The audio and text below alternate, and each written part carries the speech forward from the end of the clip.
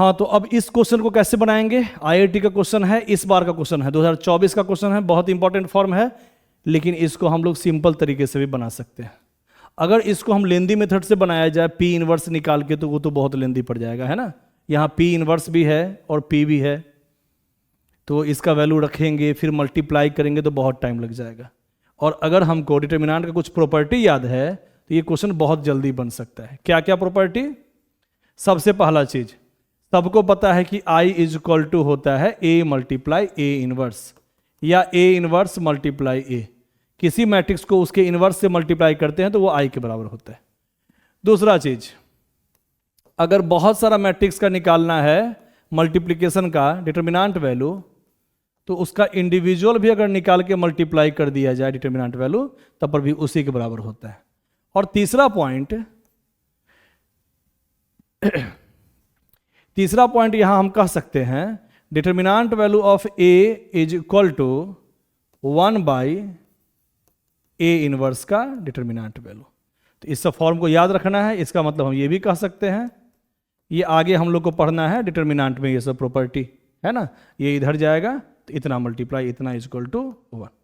किसी भी मैट्रिक्स का डिटर्मिनेंट वैल्यू उसके इनवर्स वाले से अगर मल्टीप्लाई कर दिया जाए डिटर्मिनेंट वैल्यू से, तो वो 1 के ही बराबर होता है। ठीक है, ये तीन फॉर्म अभी काम देगा यहाँ पे। वैसे अगर इनवर्स से निकाल के अगर बनाएंगे ना तो वो बहुत लेंदी पड़ जाएगा। ठीक है, तो हम लोग देखेंगे, अभी ध्यान देना है। P इनवर्स AP माइनस 2, इस I के जगह हम लिख सकते हैं P इनवर्स मल्टीप्लाई P, है ना। I के जगह हम लिख सकते हैं P इनवर्स मल्टीप्लाई P, है ना। अभी P के फॉर्म में है इसलिए हम P के फॉर्म में लिखे। अब इस दोनों में से हम P इनवर्स कॉमन ले लेते हैं।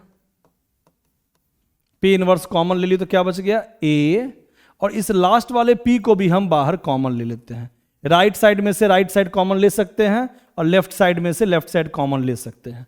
तो P इनवर्स कॉमन ले ली तो यहां बच गया A, और P तो हम साइड में कॉमन ले लिए तो यहां A और -2, लेकिन यहां I अपने मन से लिखेंगे, क्योंकि मैट्रिक्स फॉर्म में जब भी कोई फॉर्म नहीं दिया हुआ हो और कॉमन में बाहर निकल जाए तो I अपने मन से लिख सकते हैं।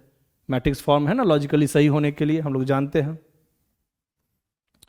और उसके बाद इंडिविजुअल मैट्रिक्स हम लगा देंगे, है ना। P इनवर्स का अलग मैट्रिक्स, अलग determinant value, A minus 2y का अलग डिटर्मिनेंट वैल्यू, और P का अलग डिटर्मिनेंट वैल्यू। तो P इनवर्स P से कट जाता है, हम लोग प्रॉपर्टी जानते हैं पहले से। ठीक है, अब बच गया A माइनस 2y का डिटर्मिनेंट वैल्यू।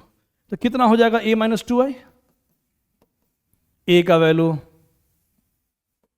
2 1 2 6 2 11 3 3 2, और इसमें से माइनस करना है 2 मल्टीप्लाई I। 2 मल्टीप्लाई I को हम लिख सकते हैं 2 0 0 0 2 0 0 0 2, क्योंकि I का मतलब होता है 1 0 0 0 1 0 0 0 1, और 2 से मल्टीप्लाई करेंगे सारे एलिमेंट में तो ऐसा ही दिखेगा।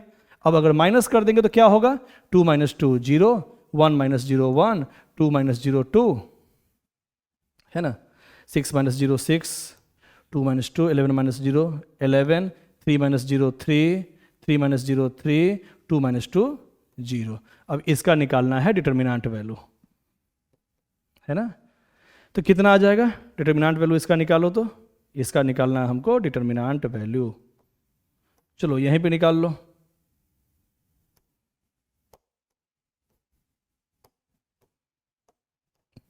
डिटर्मिनेंट वैल्यू 0 से कॉलम रो को हटाएंगे, इतना माइनस इतना, 0 मल्टीप्लाई एनीथिंग 0 ही आएगा।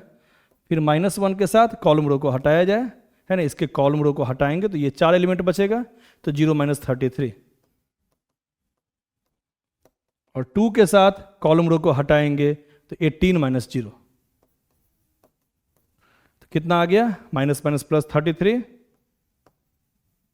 और प्लस 36, ये हो गया 69।